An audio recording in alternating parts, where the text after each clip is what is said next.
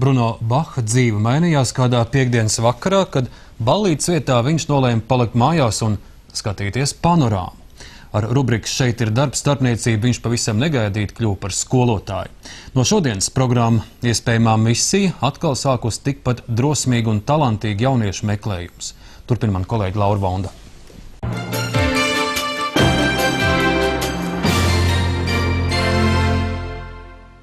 Elza šodien ir? Labrīt, Elza. Oto? Labrīt. Oto, labrīt. Inita? Labrīt. Labrīt. Patricija? Labrīt. Labrīt. Kopš septembra katrs Bruno rīts sākas ļoti agri un ar daudziem desmitiem labrīt.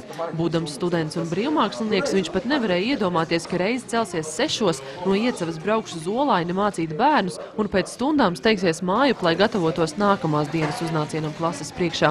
Ierasto dzīvi mainīja viens panorāmas sižets par programmu "Iespējamā misija".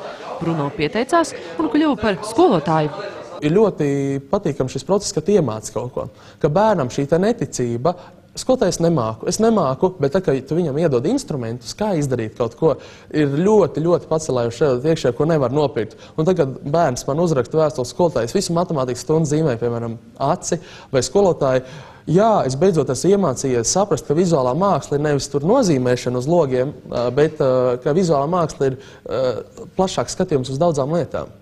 Un tas ir tie bērnu šie izteikumi, šie spriedumi arī palīdz stimulēt. Vēl stimulē arī stipendija, ko līdz ar algu saņem programmas dalībnieki. Bet ne jau nauda liek strādāt slapju muguru un sausu muti. Vai bērni to novērtē, jautājums ir pilnīgi liekas. Kur vēl objektīvāks rādītājs kā skolēnu balsojums? Pamatskolnieki šogad par skolas dvēseli atzinuši tieši Bruno. Bija ļoti samuls, sirds daudzījās, jo atbildi ir nenormāli. Jauns skolotājs 3 mēnešu skolā un jau šāds tituls iegūts. Tas bija man iekšēji wow, tāds mazā virsotne, kas sasniegta. Programmas noteikumi paredz, ka dalībniekiem skolā jānostrādā 2 gadi. Tālākais pašu ziņā.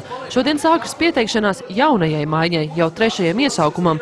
Galvenais priekšnosacījums ir bakalaura grāds un enerģiskums. Pedagoģijas iemaņas varēs apgūt programmas ietvaros. Mums interesē cilvēki ar burbuļu efektu. Tādi, kuri spējīgi radīt burbuļu efektu. Un tas ir tas, ko mēs ļoti skatāmies. Mums interesē cilvēku komunikācijas spējas, vai viņus interesē cilvēki. Klasē skatīsies viņiem bērni 30 acu pāri, un ja viņi neredz tos acu pāris, viņi neko nevarēs viņiem iemācīt. Un mums interesē cilvēki, kuri tiešām ir ar vēlmi mainīt lietas izglītībā Latvijā. Programmas vadītāji skaidro, burbuļu efekts tā ir spēja aizraut un motivēt skolēnus, tāpēc atlases kritēriji ir stingri. Pērn no 190 pretendentiem skolā strādāt sāka 16. Pavisam iepriecinoša ziņa ir tā, ka iespējamās misijas 3. iesaukumā vietu skaits nav ierobežots. Jo vairāk labu pieteikumu, jo vairāk darba vietu. Laura Vonda, Aigars Kovļevskis, Latvijas televīzija.